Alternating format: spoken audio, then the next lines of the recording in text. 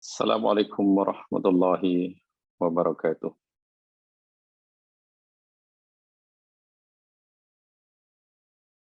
Alhamdulillah nahmaduhu wa nasta'inuhu wa natubu ilaihi wa nastaghfiruh. Wa na'udzu billahi min syururi anfusina wa min sayyiati a'malina.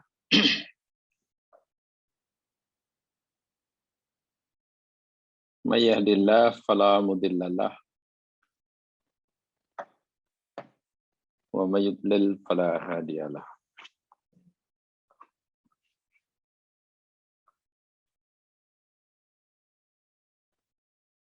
Qala Rasulullah sallallahu alaihi wasallam,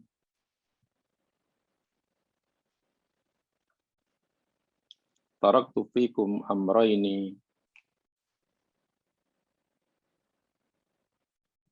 ma in tamassaktum bihima lan tadillu abada.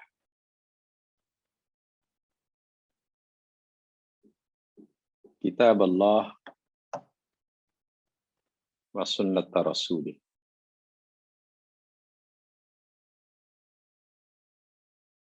Yang bermaksud baginda Nabi bersabda,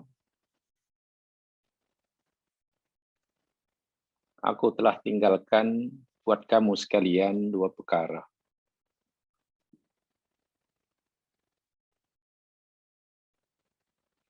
Jika kamu benar-benar berpegang teguh dengan dua perkara tersebut, niscaya kamu tidak akan sesat selama-lamanya. Yang pertama, Al-Quran. Dan yang keduanya, sunnah Nabi SAW.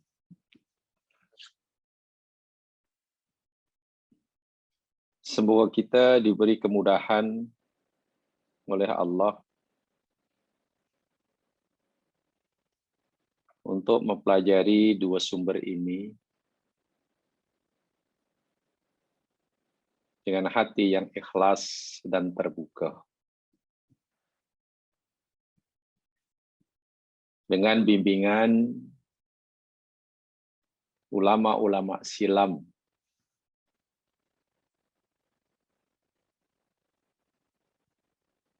sehingga apabila kita mengikuti atau menjadikan ulama-ulama dahulu, mulai para sahabat, tabi'in, tabi'in, seterusnya, hingga sampai pada kita, insya Allah pemahaman kita terhadap kedua warisan Nabi ini akan diyakini lebih tepat, lebih dekat kepada yang paling benar. Tidak mungkin kita merujuk terus kepada dua sumber ini yang telah diwariskan oleh Nabi 1400 tahun lebih yang lalu, tanpa bimbingan ribuan ulama-ulama mulai pada sahabat hingga hari ini. Sebab itulah kerangka berpikir kita tentang agama dalam memahami kedua-dua sumber ini tidak boleh mengabaikan jalan yang pernah ditempuh oleh ulama-ulama Islam silam.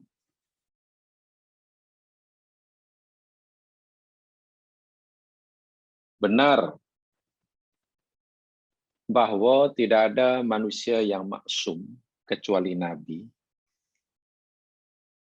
termasuklah sahabat, tabi'in, tabi'in, dan siapa sahaja. Tetapi ketidakmaksuman mereka tidak boleh kita jadikan alasan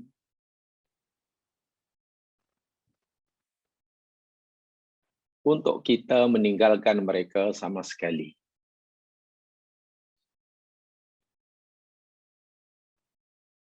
Yang benar daripada mereka, kita terima. Dan yang tidak benar daripada mereka, kita tinggalkan. Dan yang meragukan bagi kita daripada mereka, kita tawakuf.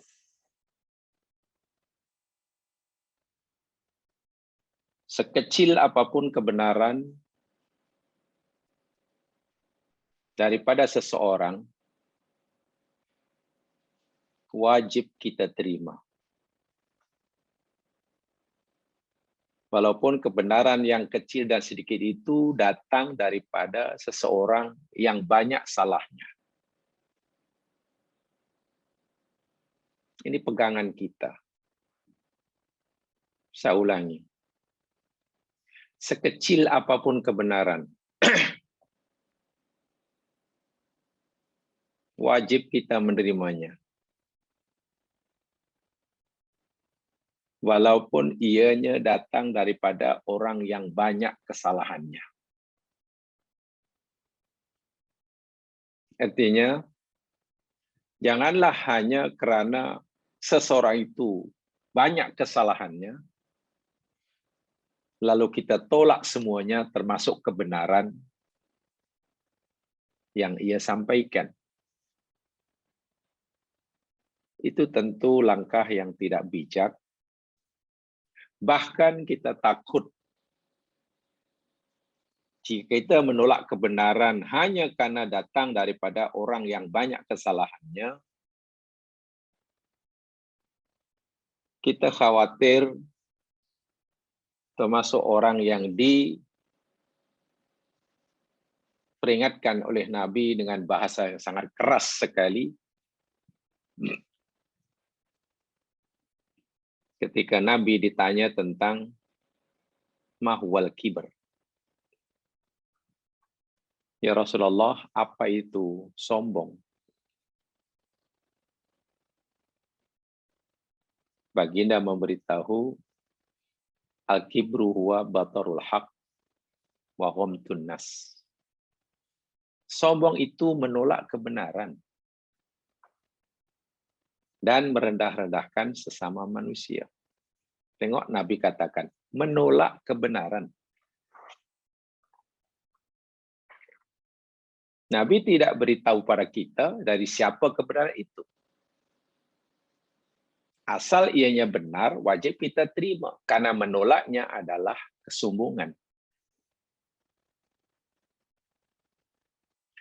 Inilah jalan yang tepat dalam menggali kedua kitab suci ini. Saya perlu sampaikan ini kerana yang sekalian mungkin di luar sana ada semacam kebingungan dalam menerima kebenaran. Mereka belajar yang benar, benar salah itu berfikirnya yakni hitam putih. Secara hitam putih. Maksudnya apa?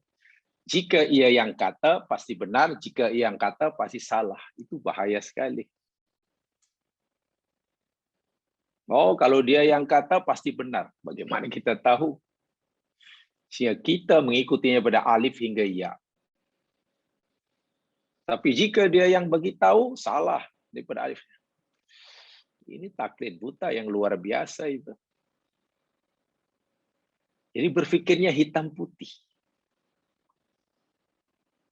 Pahaman yang salah atau benar itu ditentukan oleh siapa yang menyampaikan.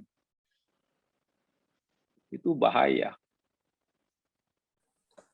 Lebih teruk lagi, ukuran benar dan salah ditentukan oleh orang yang menyampaikan disukai atau tidak. Itu lagi bahaya lagi. Lagi bahaya. Saya yakin semua kita sudah paham hadis Abi Hurairah yang sangat populer sekali. Makhluk Allah yang kira paling jahat lah. Bahkan Allah beritahu dia adalah musuhnya. Dan musuh orang Islam, yakni iblis kan. Iblis itu kan makhluk yang paling jahat. Musuh Allah. Kufur, dilaknat oleh Allah. Tapi tahukah kita, iblis walaupun jahat, dilaknat, rojim, ketika ia bercakap benar, Nabi membenarkannya. Ini cara yang Nabi ajar pada kita. Ketika iblis bercakap benar, Nabi membenarkannya. Nabi suruh kita mempercayainya. Yakni ketika iblis mencuri harta rampasan, lalu oleh Abu Hurairah hendak ditangkap dan dibawa, dilaporkan pada Nabi, minta dilepaskan, dan akhirnya sudah, tolong lepaskan aku. Aku beritahu kamu, kalau kamu membaca ayat kursi, ini, aku tidak lagi mampu melakukan ini semua. Dilepaskan. Esoknya Nabi tanya pada Abu Hurairah, macam mana? Apa yang berlaku pada kawan? Lepaskan ya Rasul.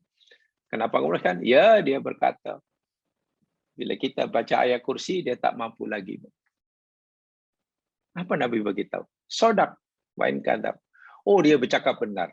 Betul, dia cakap benar tu. Walaupun dia itu pembohong. Tengok. Iblis itu pembohong nomor wahid. Penipu ulung. Kejahatannya tidak terkira banyaknya. Tapi ketika ia bercakap benar, melakukan kebenaran, Nabi suruh kita menerimanya. Jika kebenaran itu datang daripada iblis pun kita disuruh mempercayainya. Takkan kebenaran disampaikan oleh seseorang hanya kerana orang itu ada kesalahan dalam pemahaman yang kita tolak.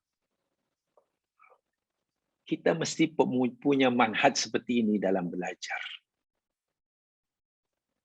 Jadi dalam mencari kebenaran jangan berfikir hitam putih istilahnya. Kalau tak hitam ya putih, bukan. Yang hitam adalah ini, yang putih adalah ini, bukan.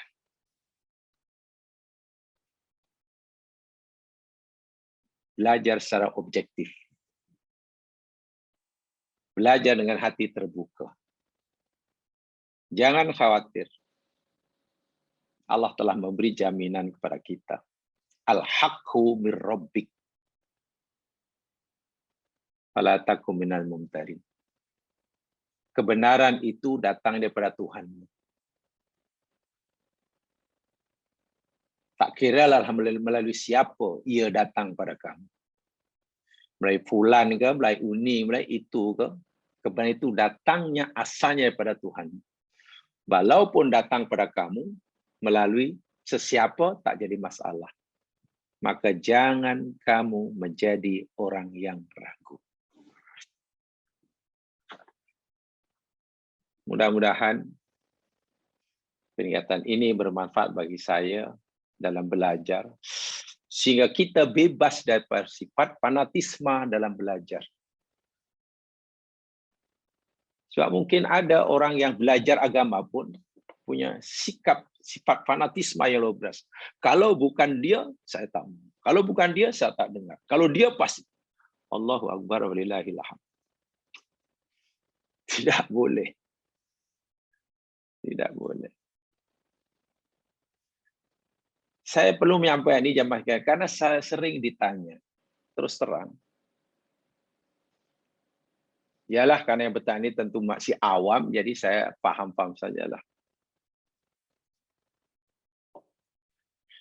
Ada orang tanya begini, saya nak tanya katanya. Saya teringin untuk memiliki dan membaca apa namanya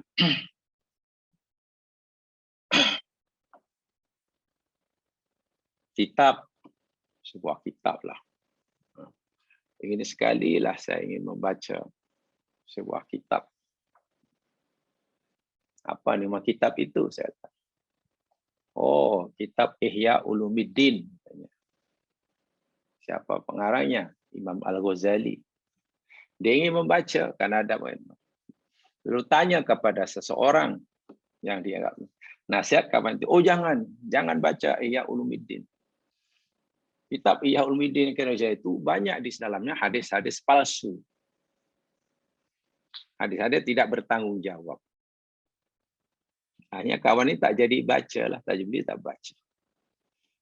Lalu saya tanya pada saya,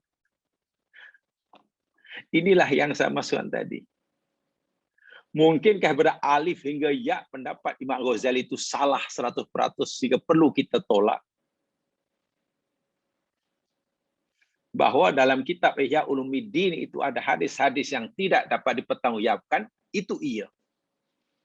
Tapi apakah hanya karena ada itu kemudian kita tolak sehingga orang bahkan kita larang membacanya?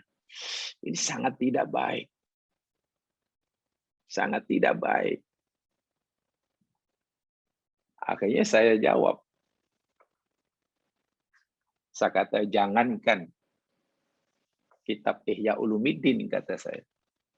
Bahkan semasa saya menuntut, saya pernah membaca buku tentang sosialisme. Saya baca buku tentang Marxisme, komunisme, karena waktu itu ada banyak fikroh-fikroh, disuruh belajar dan uji. Kan sudah jelas itu buku tentang sosialisme, komunisme itu salah. Ya, kita baca buku bukan untuk kita percayai. Apa setiap yang kita baca, kita percaya, kita amalkan? Inilah bahayanya. Sehingga buku yang sehebat itu, Ihya Ulumuddin, yang sangat hebat, walaupun tentu ada kekurangan, itu sudah pasti pengarangnya bukan maksum. Akhirnya ditolak. Rugi serugi-ruginya. Lalu diberi contoh, baca buku ini. Buku ini dikarang oleh ulama yang yang kuat bukan nih. Allahu Akbar. Bukankah itu maknanya sudah seakan memaksumkan seseorang? Kalau buku ini dikarang oleh si fulan, pasti betul. Karena orang gini. Itu memaksumkan. Kalau dikarang ini, salah. Tidak boleh. Ajar umat Islam itu berpikiran terbuka dan kritis. Itu yang penting. Belajar berpikir kritikal.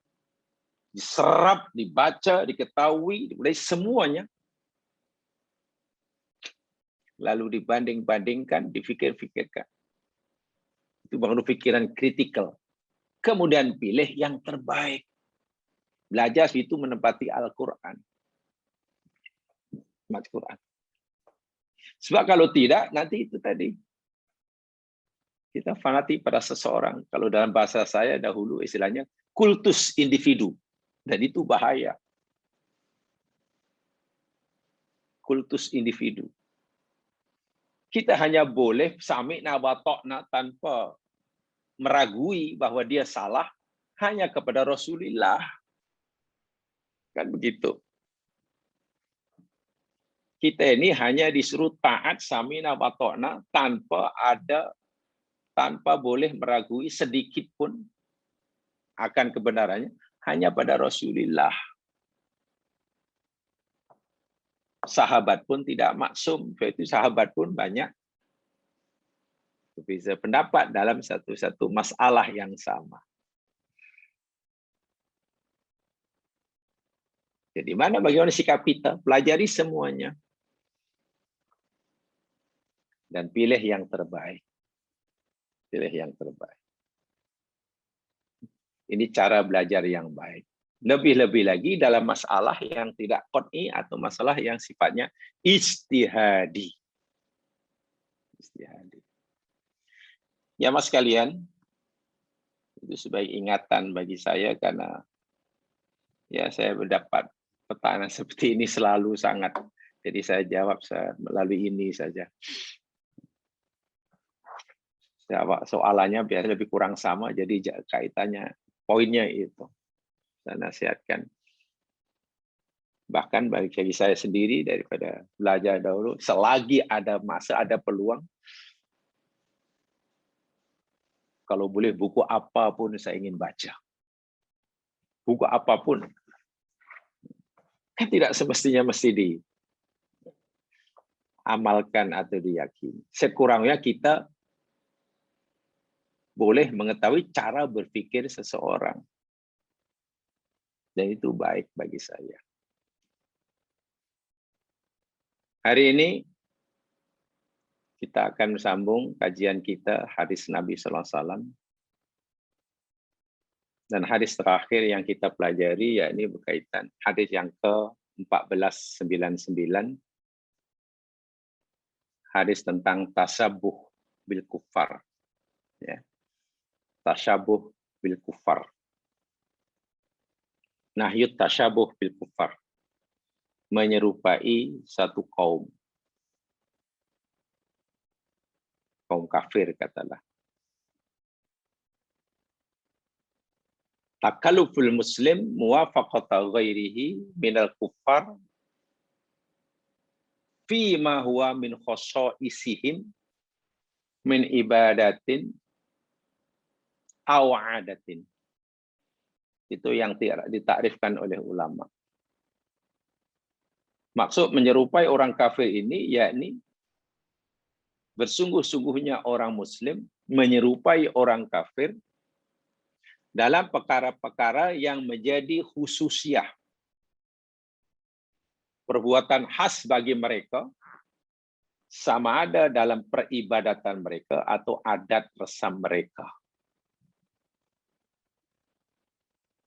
Nah, di sini ada dua disebut. Dalam khususiah ibadah dan adat. Tentang khususiah bab ibadah tidak ada perbezaan ulama. Ya, ini haram hukumnya kita meniru mereka. Perkara-perkara yang berkaitan dengan ibadah. Tapi tentang adat itulah. Nah, di situ baru timbul perbezaan pendapat. Ada yang tegas mengatakan karena Nabi bersabda man tasyabbaha biqaumin fahuwa minhum. Sesiapa yang menyerupai satu kaum, maka dia adalah sebagian daripada mereka. Maknanya adat mereka pun kita tak boleh ikut. Sebenarnya yang lain tidak, adat itu selagi tidak berkaitan dengan agama tidak jadi masalah. Contoh adat berpakaian. Dan dahulu Nabi pernah mencontohi orang Yahudi dan juga orang kafir dalam mendandan rambutnya. Mendandan rambut, berpenampilan rambut itu termasuk adat waktu itu.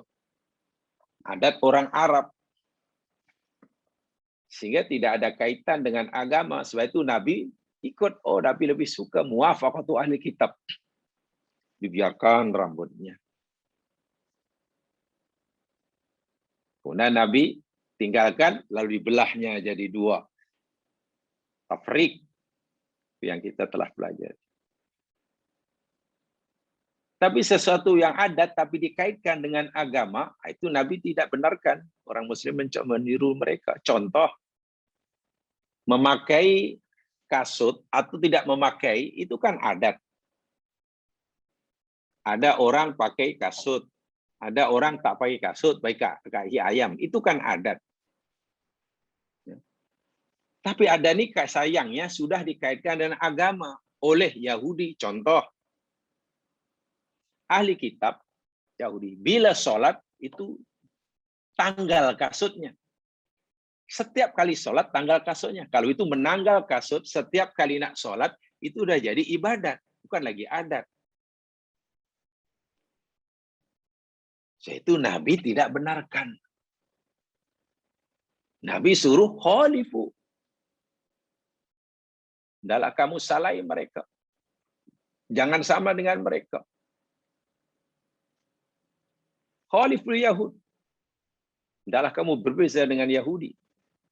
Fa'inahum la yusalluna fi ni'alihim wala khifafihim. Mereka itu bila sholat tak pakai kasut, maknanya berkaki ayam. Walhal hukum asal nak pakai kasut ke tak nak pakai kasut itu adat. Ada orang selesa pakai kasut, pakailah. Ada orang selesa berkaki ayam. Minta maaf saudara-saudara kita, orang asli umpamanya, kan selesa tak pakai berkaki ayam. Tapi karena Yahudi dikaitkan dengan ibadah mereka, bila solat aja, bila sembahyang bagi mereka tak pakai kasut. Oh, maknanya itu bukan lagi adat. Solat tak berkasut, solat tak berkasut. Lalu Nabi, oh jangan-jangan, kamu jangan tiru Yahudi. Yahudi solat tak pakai kasut, dahlah kamu solat pakai kasut. Jadi ini bukan semata-mata adat. Kalau semata-mata adat saja, katakanlah Yahudi, katalah. Ada yang suka pakai kasut, ada yang tidak suka tak pakai kasut, ada yang suka pakai kasut, kata. Tak ada kaitan dengan ibadah. Ya, orang mukmin terpulang mau pakai atau tidak. Tapi lagi-lagi kita pasti sekarang bermasalah kalau kita amalkan hadis ini. Karena semua orang Islam kalau sholat, coba kalau ikut hadis ini, hadis Abu Daud, Hasan hadisnya, mesti pakai kasut. Kan malah huru-hara di masjid nanti. Coba pergi masjid pakai kasut semuanya. Sholat pakai kasut. So, sambal masuk. Malah tak dibenarkan pula. Tengok. Sehingga hukum yang seperti itu pun akhirnya berubah. Itulah. Berubah. Jadi nampaknya khaliful Yahud fa'innahum la yusalluna fi nalihim, tasabuh Yahudi, yakni tidak memakai kasut masa sholat, itu masalah ijtihadi rupa-rupanya. Ijtihadi karena kalau kita lakukan sekarang larangan Nabi ini huru-hara. Kita tengok di Makkah, di Madinah pun tak ada orang pakai kasut masuk masjid. Nah inilah. Lagi pula ada amalan-amalan yang Yahudi buat, agama itu. Yahudi buat. Dan kita buat juga masalah agama. Nah itu pun Nabi suruh berusaha untuk kita menyalahinya. Contohnya, Yahudi waktu itu, yakni ketika Nabi hijrah ke Madinah, mereka berpuasa kan pada 10 Muharram. Itu ibadah. 10 Muharram ia puasa, Asyura. Nabi tanya mereka kenapa? Oh, ini hari besar kami. Hari sangat bersejarah bagi Nabi kami Musa. Lalu Nabi kata, oh kalau itu kami lebih berhak. Lalu Nabi arahkan sahabat berpuasa. Ada orang beritahu, ya Rasulullah, Yahudi ini puasanya hanya 10 sahaja. Nabi beritahu, jika sekiranya umurku panjang di tahun depan, kita akan puasa 9-nya sekali. Kenapa puasa Nabi suruh? Nabi tidak sempatlah puasa yang ke-9 karena Nabi sudah wafat sebelum. Ya. Sebelum itu Nabi sudah wafat. Sebelum sempat sampai tahun depan. Kenapa nak sembahyang, nak puasa 9 juga? Supaya berbeza dengan Yahudi. Nah, tengok. Mereka buat, kita pun buat supaya berbeza. Mereka puasa, kita puasa. Macam mana supaya berbeza? Nabi kata, ya makanlah, makan sahur, Nabi kata. Contohnya, kan? Makan sahur. Kan Nabi bersabda, faslu ma baina siyamina wa siyami ahli kitab aklatus sahr. Pembeza antara puasa kat kita orang Islam, bulan puasa ahli kitab itu makan sahur. Jadi kalau tak ada makan sahur, itu puasa ahli kitab. Kalau makan sahur, itu puasa muslim. Mereka puasa, kita puasa. Sama-sama ibadah. Nabi kata, jangan serupai. Karena mereka tak makan sahur, makanlah sahur supaya berbeza. Begitulah. Jadi ini bukan masalah larat tak larat berpuasa walaupun tak makan sahur. Ada hikmahnya. Itu hadis Muslim. Hadis Muslim. Ada yang menarik ya mas sekalian. Daripada hadis ini, saya ingin bacakan. Yang menarik itu yakni apa kata Syekhul Islam. Saya tertarik. Syekhul Islam Imam Ibnu Taimiyah memberi komentar begini tentang tasabuh ini. Kullu ma jaa minat tasyabuh bihim innama kana fi saddil hijrah sumanusikho. Sesungguhnya perkara berkaitan tasyabuh ini boleh menyerupai dengan mereka, serupa orang mereka buat, kita buat, Yahudi buat, yakni fi saddil hijrah, pada awal hijrah. Pada awal hijrah. Ketika umat Islam masih lemah, masih minoriti, masih belum berdikari gitu. Wadzalika anna yahud idza kanu la yatamayyazuna 'anil muslimin. Dan masa itu orang-orang Yahudi tidaklah dapat dibezakan daripada orang muslim. Tak dapat dibezakan. Katalah kalau ada Yahudi dan orang muslim berkumpul dari satu tempat, orang tak boleh bezakan mana muslim, mana Yahudi. Karena tak ada bezanya dari segi penampilan. La fi syu'urin, daripada syiar, wala fi libasin, dari segi cara berpakaian, la bi alamatin, dari segi tanda, atau selainnya. Tak ada bezanya. Ini di awal hijrah. Tuma inahu tabata ba'da dalika fi kitab wa sunnah wal ijma'. Kemudian ia ditetapkan selepas itu dalam kitab, sunnah dan juga ijma'. Alladzi kamula dhuhuruhu fi zamani Umar bin Khattab. Yang telah mencapai kesempurnaannya pada Khalifah Umar bin Khattab.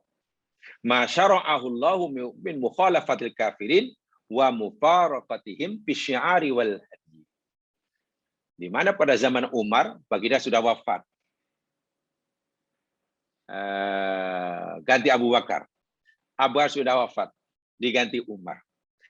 Pada zaman Umar, ini betul-betul sempurna ada mutasyabuh. Pada zaman Nabi masih ada tasabuh antara Muslim dengan orang Yahudi, masih ada. Sehingga susah dibezakan penampilan Yahudi dan tasabuhnya masih ada. Walaupun ada larangan, tapi larangan belum sekeras mana. Pada zaman Umar, ketika Islam betul-betul sudah berdikari, mampu berdiri sendiri,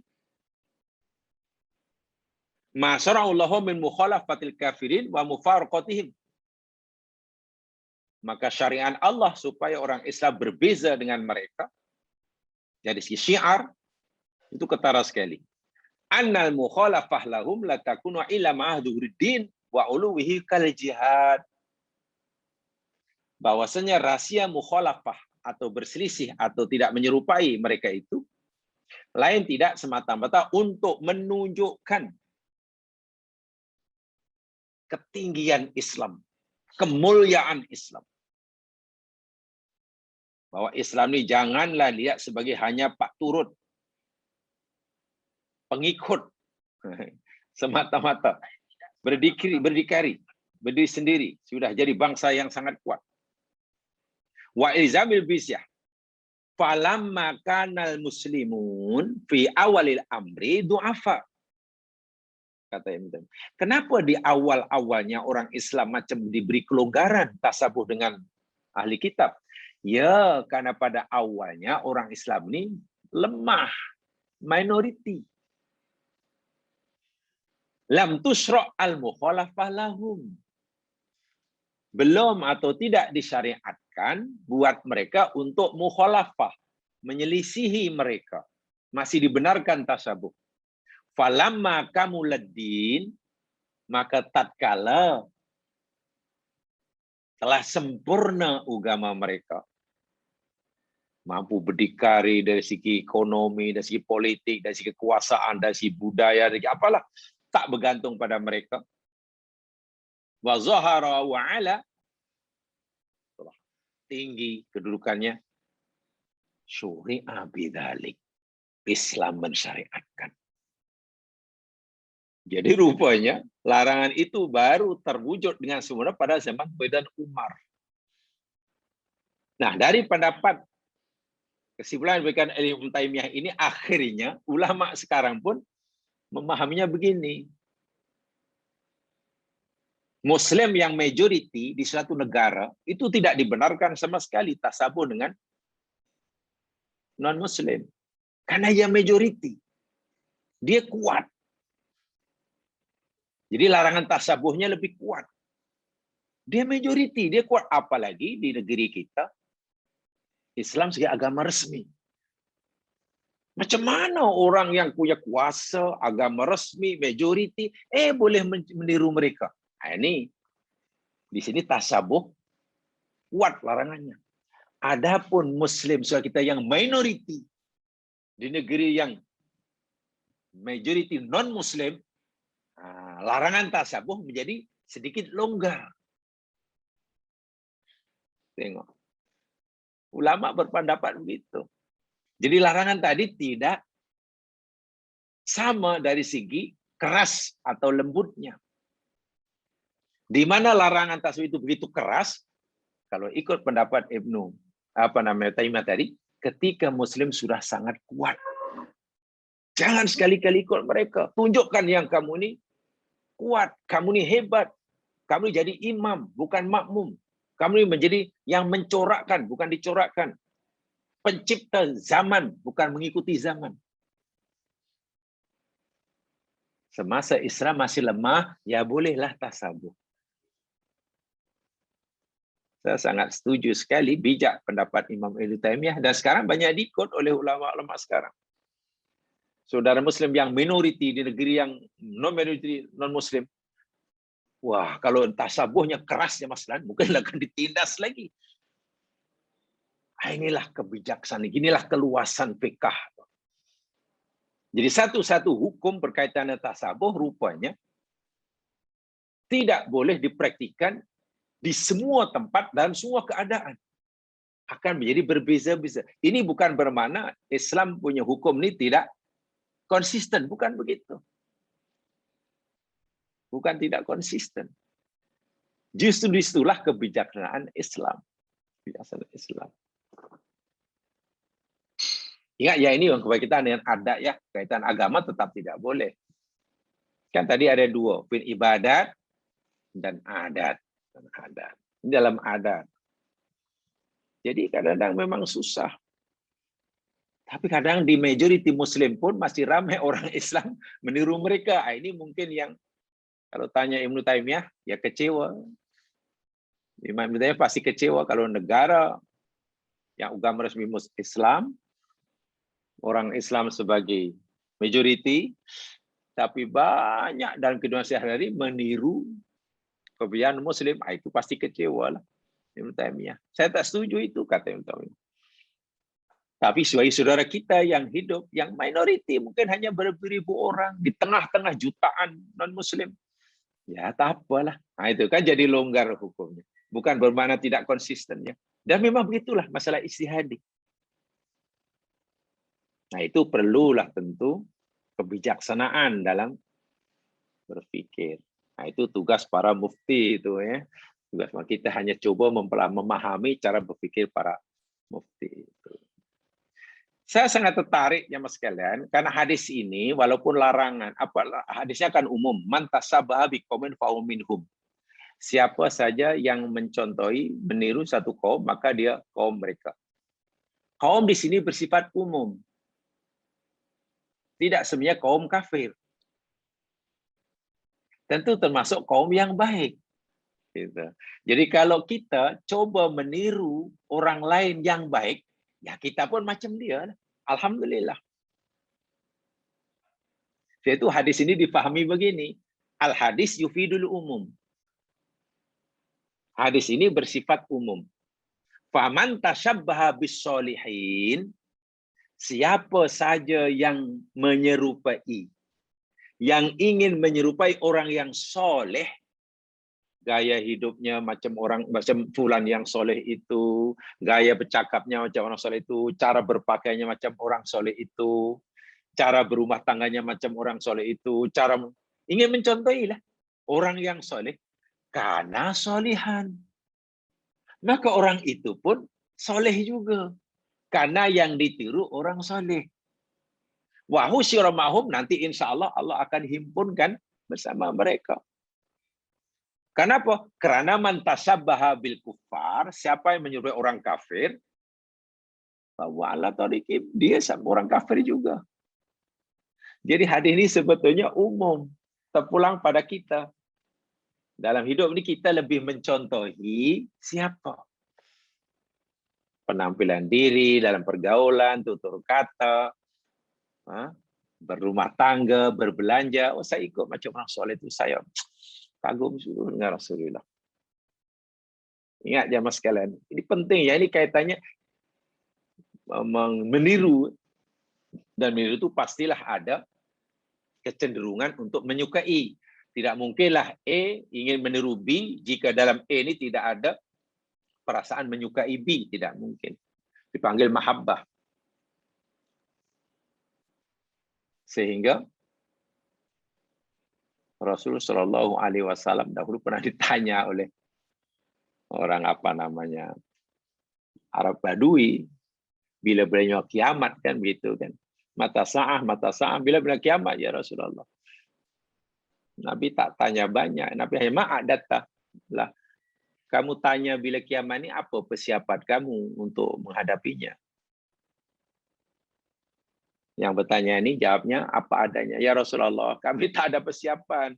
Nampaknya kami tak bolehlah mengandalkan solat kami sebab solat kami hanya macam itu aja. Puasa kami hanya setakat macam itu aja. Jadi tak berani dia kata, oh solat kami sudah hebat. Tak.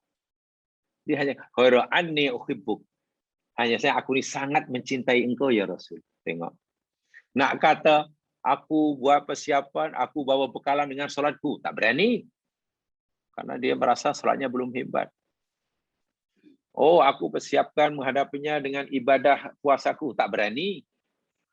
Puasanya belum hebat. Tapi dia, ghairu anni, hanya saja aku ini ya Rasul, sangat-sangat mencintai, menyayangimu.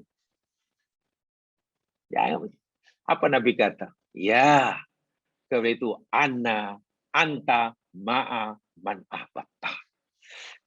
Yalah, kalau begitu nanti kamu akan bersama orang yang kamu cintai. Masya Allah.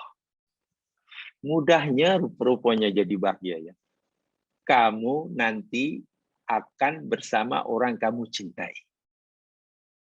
Dan bila seorang mencintai seorang, pasti berusaha menirunya. Sebab itu kita jangan salah tiru, jangan salah uswah. Anas bin Malik yang merekan hadis ini luar biasa gembiranya. Aku tidak pernah merasakan kegembiraan lebih daripada ini. Selepas aku mendengar Nabi bersabda, engkau akan bersama orang yang kau cintai. Lalu Anas bersumpah, mulai hari ini aku akan berusaha mencintai Abu Bakar. Walaupun amal ibadahku tidak sehebat Abu Bakar. Karena aku ingin nanti dikumpulkan dengan Abu Bakar di akhirat. Aku berusaha mencintai Umar, walaupun ibadahku tidak sehebat Umar.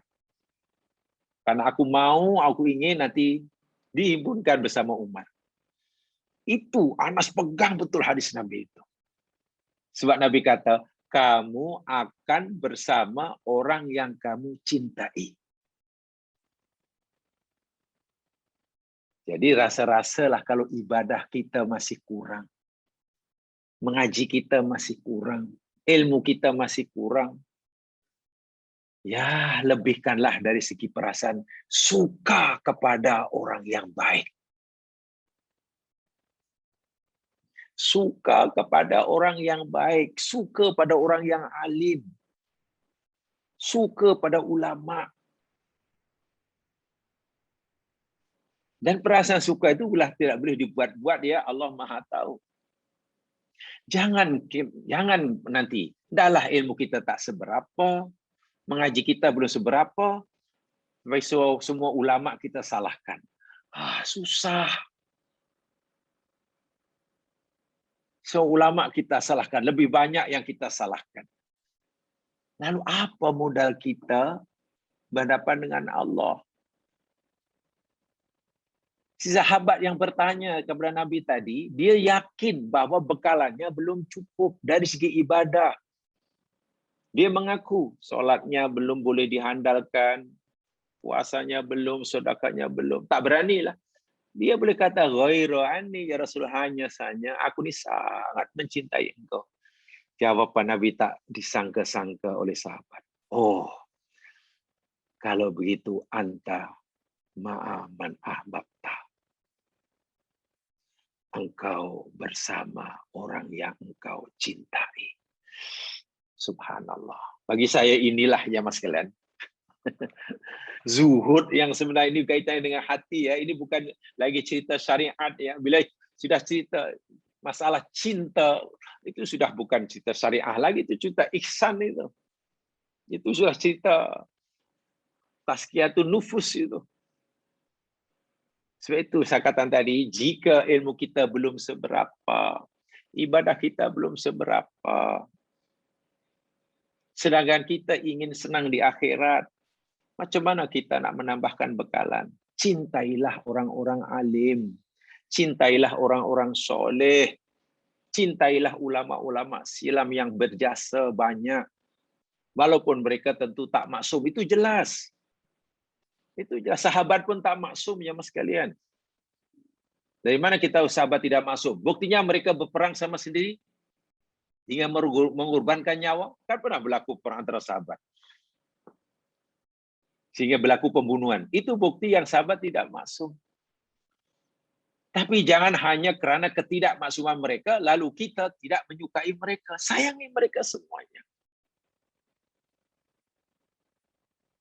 Inilah. Jangan malah sebelum indahlah ilmu kita belum seberapa, mengaji belum seberapa, ibadah belum seberapa, malah sebagian besar ulama kita tidak hormati, ya. Kita kritik negatif, itu susah sekali itu. Sehingga kritikan kita yang negatif tanpa kita sedari memberikan message yang salah pada orang lain, sehingga orang lain pun akhirnya kurang rasa hormat kepada orang alim tersebut. Itu bahaya, kena hati-hati. Kena hati-hati. Begitu ya mas sekalian. Jadi lagi sekali, hadis ini sebenarnya sangat luas karena ini di situ ada masalah ijtihadiyah dan juga ada masalah qat'iyah. Yang masalah qat'iyahnya yakni contohnya masalah ibadah yang kita tak boleh meniru mereka. Tapi masalah adat itu ijtihadiyah. Ada yang membenarkan, ada yang boleh dibenarkan bagi golongan tertentu, tak dibenarkan bagi orang yang lain. Seperti mana pendapat Imam Ibnu Taimiyah tadi. Di situ perlulah keluasan fikih, keluasan pemahaman. Tidak boleh menggunakan satu ukuran. Tapi lagi sekali tidak bermakna Islam tidak konsisten, bukan. Dan perlu saya sampaikan di sini, karena ini sering berlaku ya, supaya saya tambahkan ya mas sekalian. Nabi bersabda dalam hadis Tirmizi,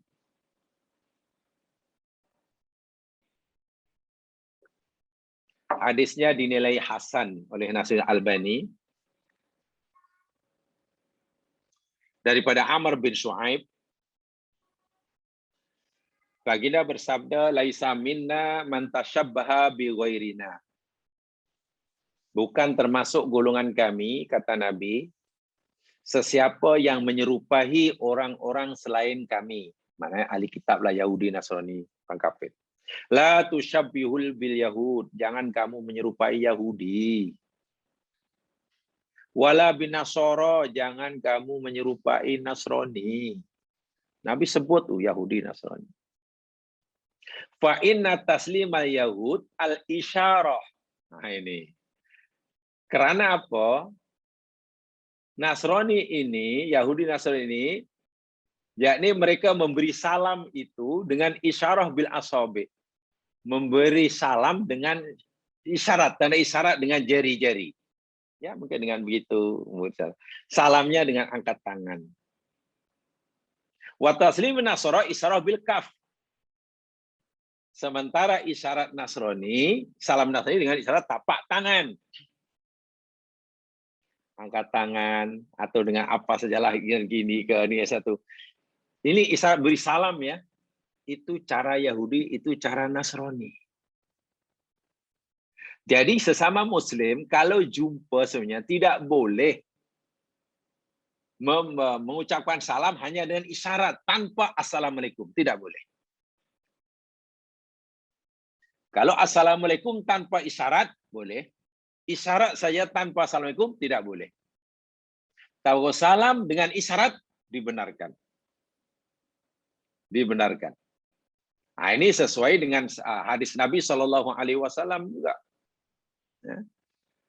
Sesuai dengan hadis Nabi.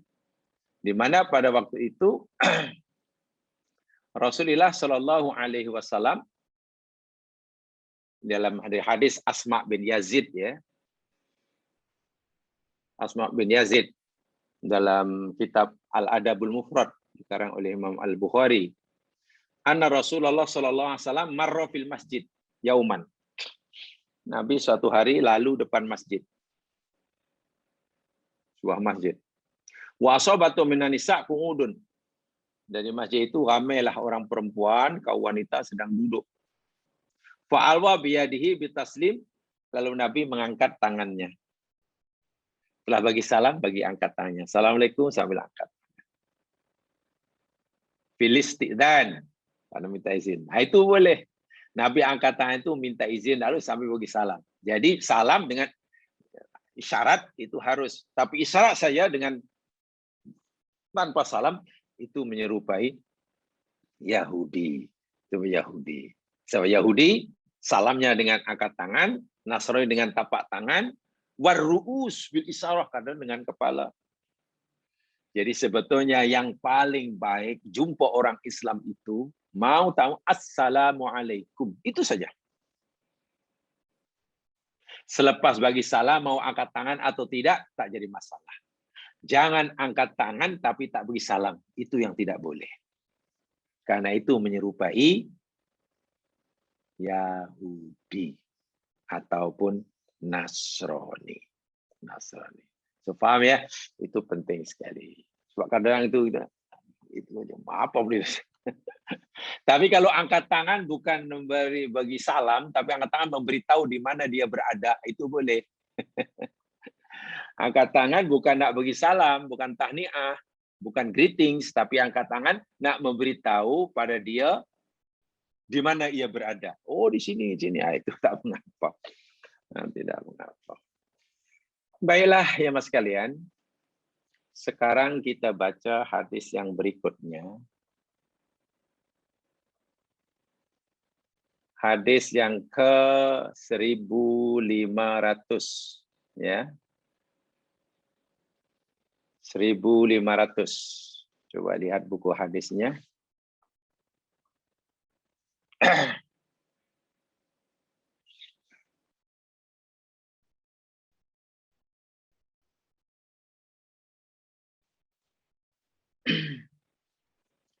An Ibni Abbas an Abdullah bin Abbas radhiyallahu anhuma qala kuntu khalfan nabi sallallahu alaihi wasallam yauman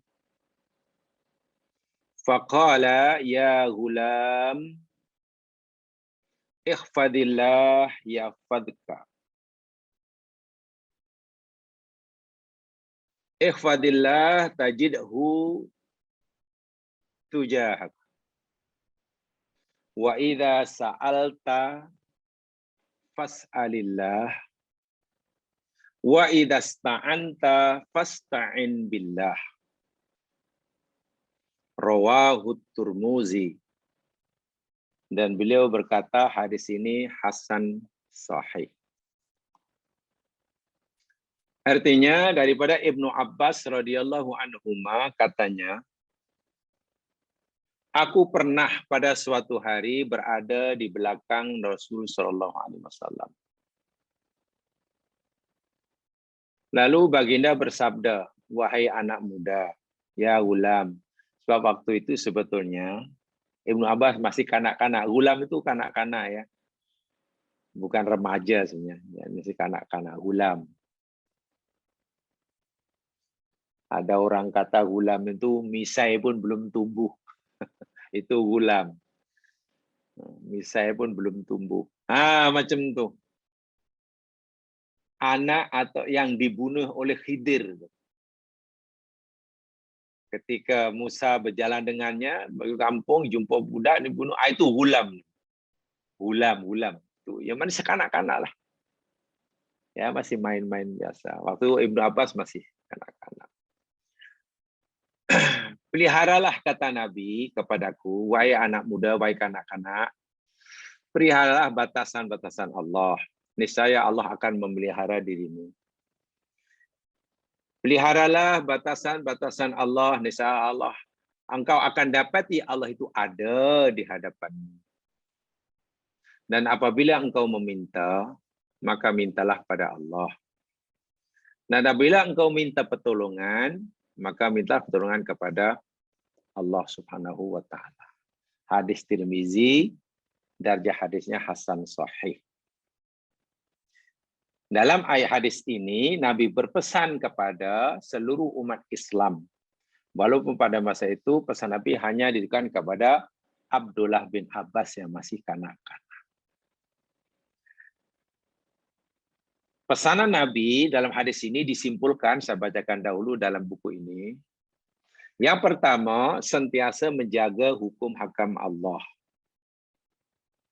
Menjauhi yang haram, melakukan yang wajib.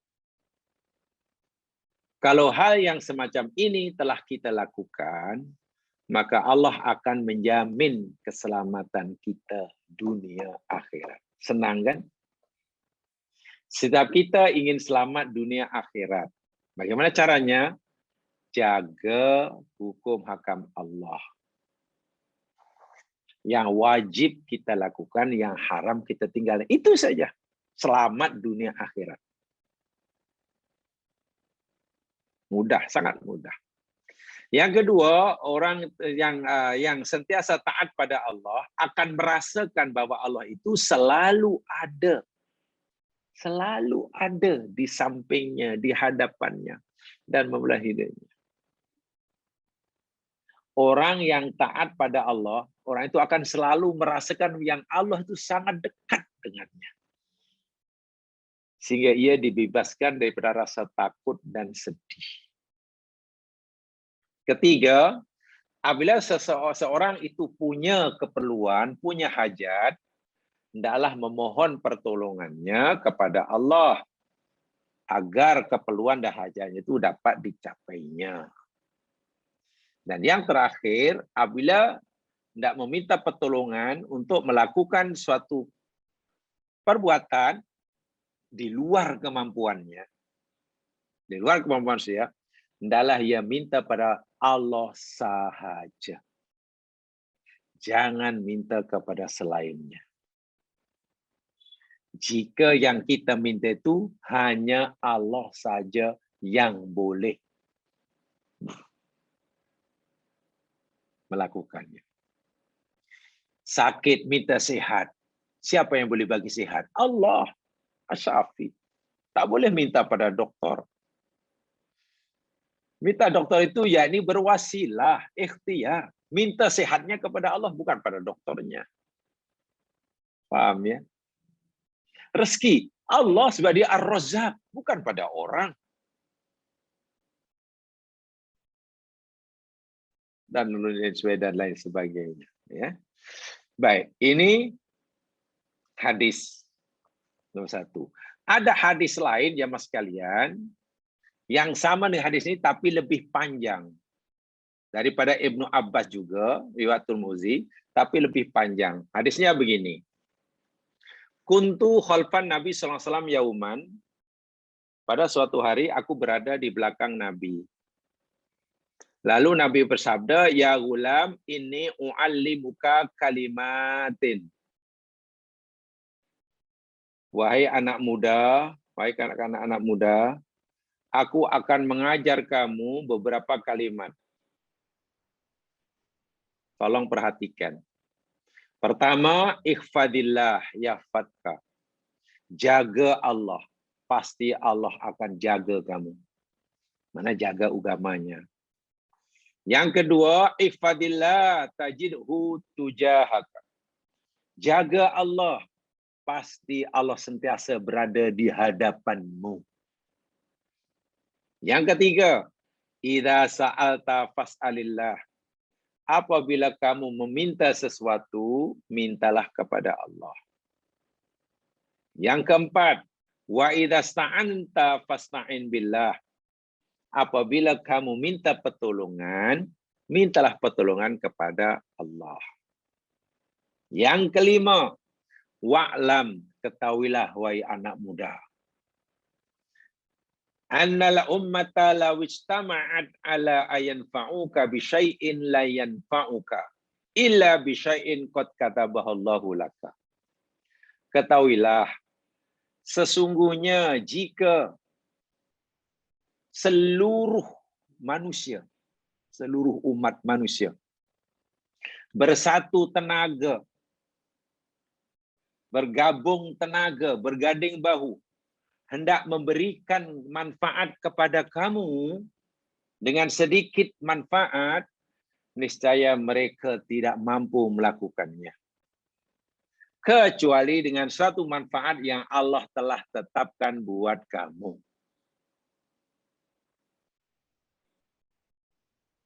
Kita sakit, ingin sehat.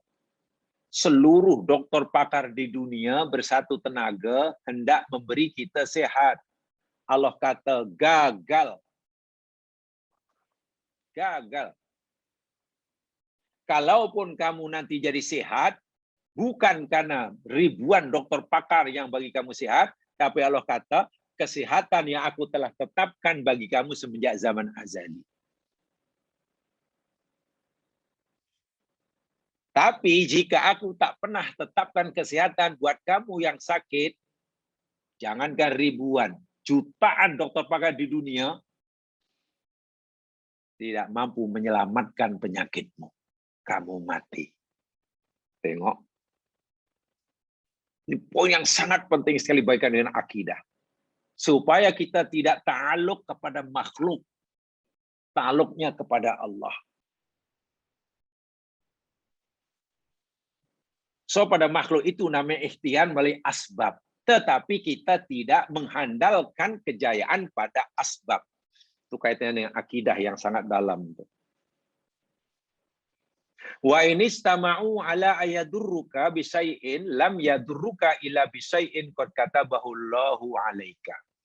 Sebaliknya, wahai anak muda, jika seluruh manusia bersatu tenaga, bergabung, berganding bahu, hendak menjahanamkan kamu, hendak menimpakan madarat kepada kamu, mereka sama sekali tidak akan mematur kamu sikit pun. Sikit pun. Illa bisai'in qad katabahallahu laka alaika. Kecuali karena madarat yang Allah telah tulis, telah tetapkan bagi kamu semenjak zaman azali. Puluhan orang dengki kita, ingin menjahanamkan kita. Nabi kata, jangan khawatir. Usaha mereka sia-sia tanpa kehendak Allah. Kalaupun nanti kamu mengalami kesusahan, kesusahan itu bukan pasal usaha mereka. Kesusahan yang kamu alami itu karena kesusahan yang aku memang telah ditetapkan semenjak zaman azali. Artinya, jika aku tak pernah menetapkan kesusahan bagi kamu, seluruh dunia berusaha untuk menjahanamkan kamu, sia-sia. Allahu Akbar.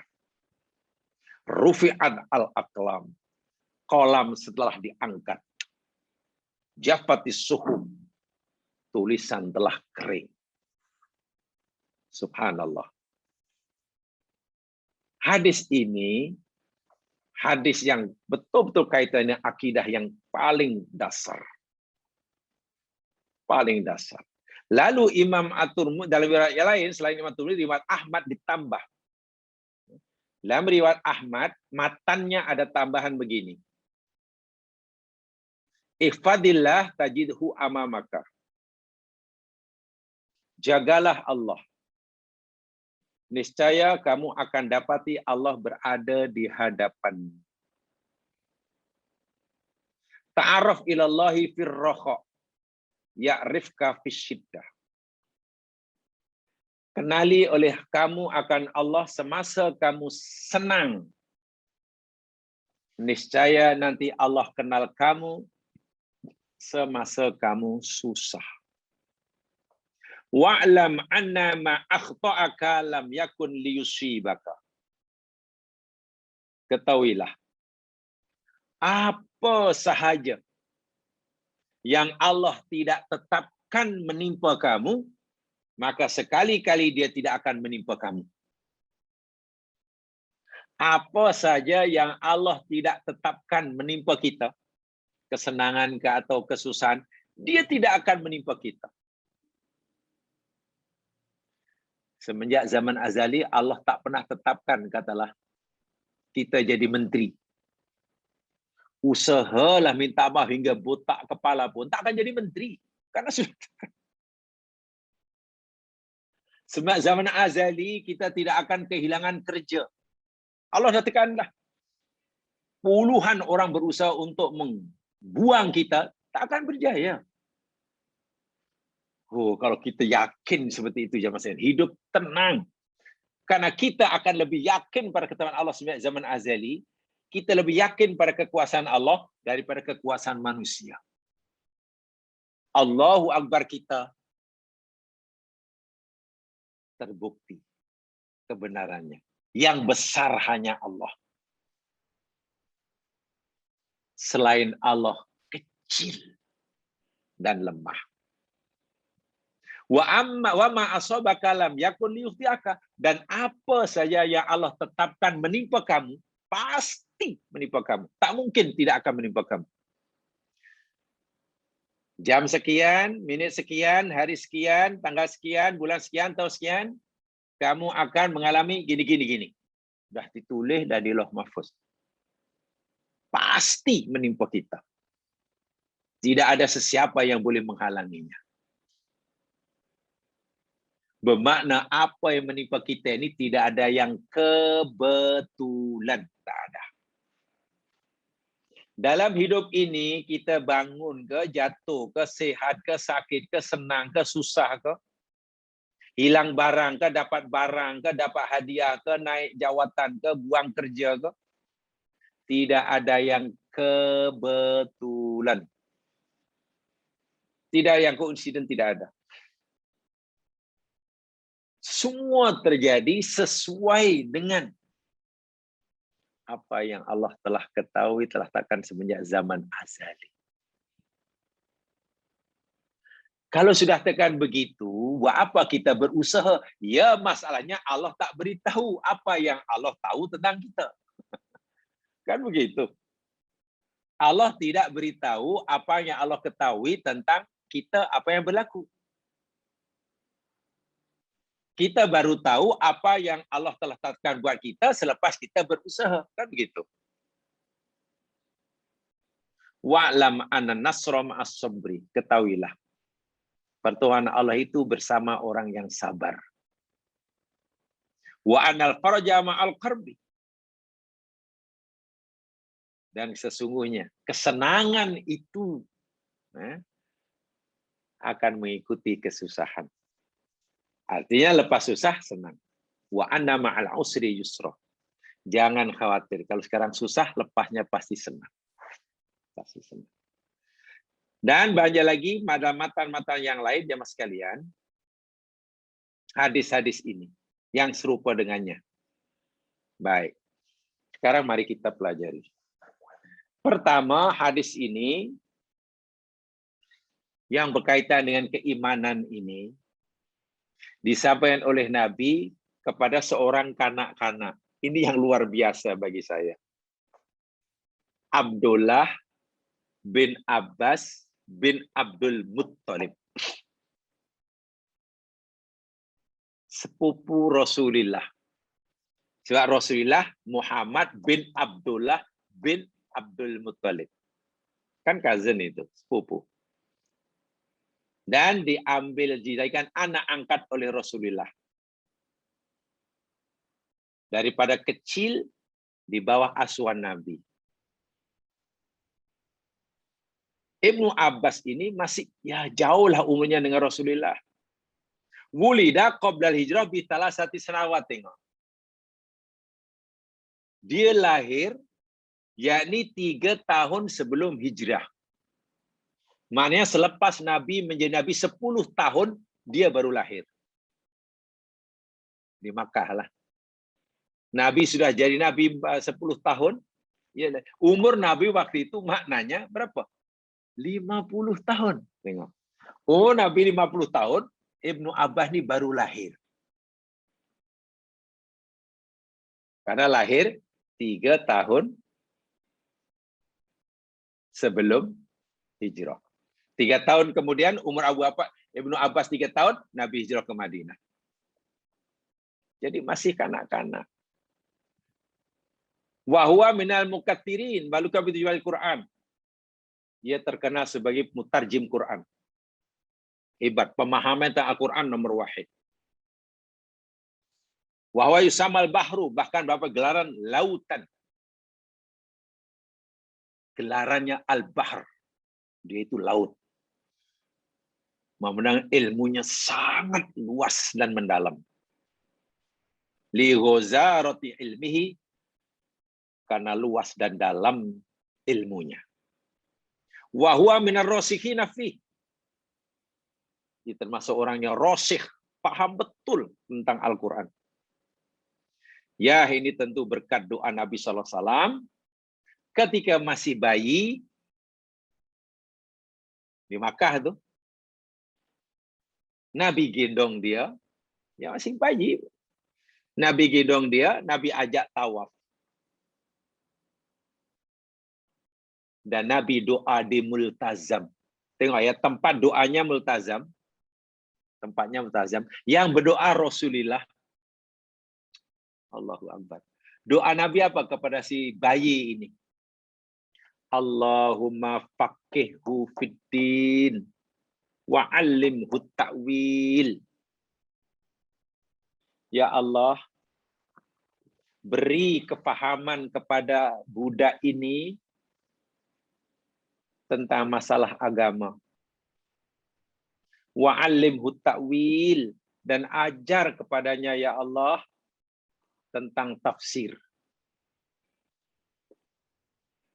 Doa Nabi dikabulkan. Daripada umur remaja lagi sudah ada tanda-tanda sahabat yang pandai. Menguasai pelbagai ilmu. Dan ia jago dalam tafsir. Yang paling paham tentang tafsir. Doa Nabi pendek saja. Allahumma faqihu fiddin wa 'allimhu ta'wil. Ya, sehingga ada orang yang mengikuti. Tidak salah insya Allah, walaupun tidak ada arahan. Bila bayi baru lahir, kadang diakikahkan kan. Akikah atau mungkin tahnik. Ya, kalau kita tengok bayi akikah itu, colonglah dibacakanlah doa itu. Jangan menghadiri akikah kawan, hanya ikut. Cantiknya, comelnya, anak awak. Rupa macam mak. Tengok sekali macam mak, tengok 2 kali macam bapaknya. Tak payahlah. Yang bermanfaat sajalah. Doakanlah. Ya Allah, berilah kefahaman kepada bayi ini tentang agamamu. Ajar ya Allah ilmu tentang ayat-ayat kitab suci. Bayangkan kalau yang kita jemput katalah 20-30 orang berdoa, takkan dari 30 tak ada yang makbul. Itu sunnah. Nabi pernah doa itu, bro. Dan setelah menginjak kanak-kanak, sudah boleh berjalan sendiri. Karena ini anak angkat Nabi, sepupu Nabi, anak angkat Nabi duduknya dengan Rasulullah. Hijrah ke Madinah, dibawalah. Maknanya semasa hijrah ke Madinah, umurnya baru 3 tahun. Allahu Akbar. Tahu apa 3 tahun? Kita tidak tahu pasti semasa Nabi membawa Ibnu Abbas naik untanya ini. Ini sebenarnya Ibnu Abbas sedang naik unta dengan Rasulullah ini. Di belakangnya. Jadi naik unta berdua, satu Rasulullah dan di belakangnya itu Ibnu Abbas yang masih kanak-kanak, gulam itu tadi. Kan tadi gulam, kanak-kanak. Tidak pasti karena saya tidak menekan, mungkin ada yang tahu umurnya waktu itu berapa. Yang pasti masih kanak-kanak. Tengok apa ajaran yang Nabi ajarkan pada Ibnu Abbas yang masih kanak-kanak. Diajar ilmu akidah yang sangat tinggi. Bagi saya luar biasa lah. Jadi jangan ada yang kata di antara kita, belum masanya kanak-kanak diajar akidah yang tinggi-tinggi, bab qada qadar. Siapa kata? Kita ini pelik-pelik kadang-kadang. Budak kanak-kanak umur 4 tahun, 5 tahun itu, walah ajarlah yang nyanyian yang apalah, yang inilah, nyanyian. Jangan ajar akidah belum masanya. Allahu Akbar. Nabi Muhammad itu guru nomor 1. Tentu paling paham ilmu apa yang patut ditanamkan terlebih dulu kepada anak-anak yang jiwanya masih bersih. Ibnu Abbas ditanamkan akidah semenjak zaman kanak-kanak. Walhal hadis ini yang isinya dijelaskan, ini sudah menjadi perbincangan di Fakulti Usuluddin ini. Tak percaya tanya kepada kawan-kawan kita, ustaz kita yang mungkin dulu belajar akidah, ambil Fakulti Akidah. Pasti hadis ini dibincangkan panjang lebar itu. Ya, saya tidak ambil akidah, tapi saya belajar hadis dahulu. Ada kawan dia ambil Fakulti Usuluddin. Ya, betul.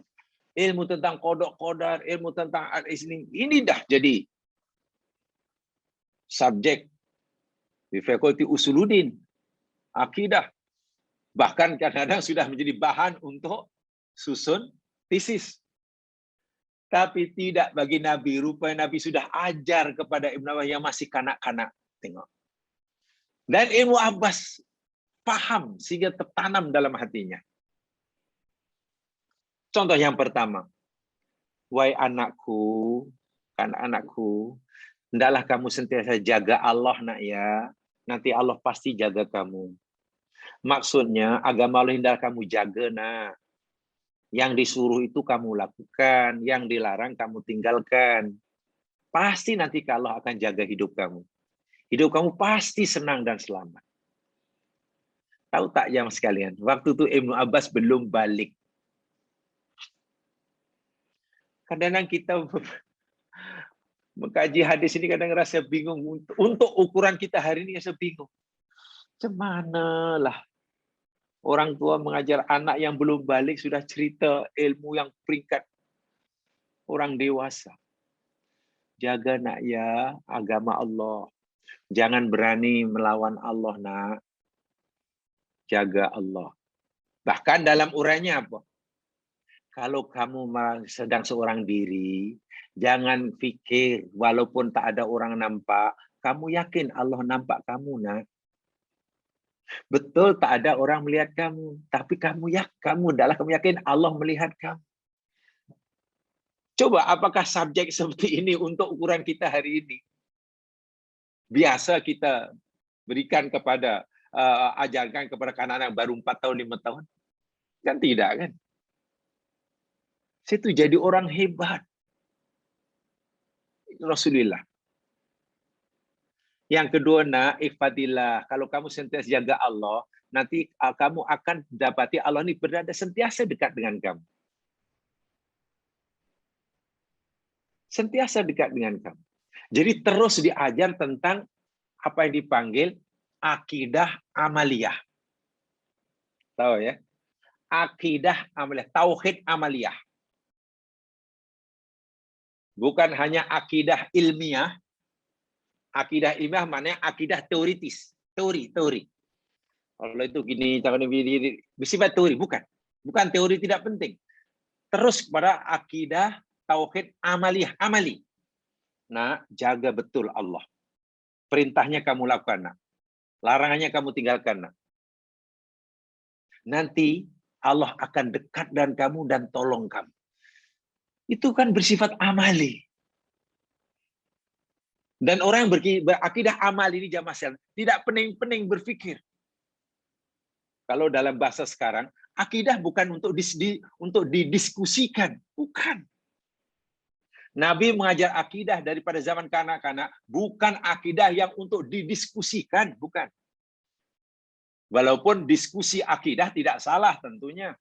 Perbincangan. Tapi ingat, daripada zaman kanak-kanak lagi, Nabi ajar akidah ini bukan akidah yang untuk diperbincangkan, didiskusikan, tapi diamalkan. Kita kan lain kan. Biasanya kan kita terbalik pengajar akidah kita daripada teori, baru praktikal. Nabi tidak. Bahkan kalau kita baca tentang tartibun nuzulil ayat, tertib turunnya ayat Quran di jamaah sekalian, tahu tak? Kali yang keberapa Jibril turun membawa ayat kepada Nabi Sallallahu Alaihi Wasallam yang dalam ayat itu ada kalimat Allah. Coba ada yang tahu atau tidak? Kali yang keberapa Jibril turun membawa ayat untuk disampaikan kepada Rasulullah yang dalam ayat itu ada kalimat Allah. Pada kali pertama belum ada kalimat Allah. Kan kalimat wahyu pertama Iqra bismi rabbikal, tidak ada kalimat Allah. Kali pertama tak ada, kedua tak ada. Belum ada kalimat Allah. Yang ada hanya Tuhanmu, Tuhanmu yang mencipta ini. Lihatlah langit. Kan? Suruh merenung. Hanya suatu hari orang kafir ini. Ya, terujalah Muhammad. Kamu sudah berkali-kali lah. Dan banyak kali lah cerita tentang Tuhan yang mesti disembah. Tuhan disembah yang cipta ini.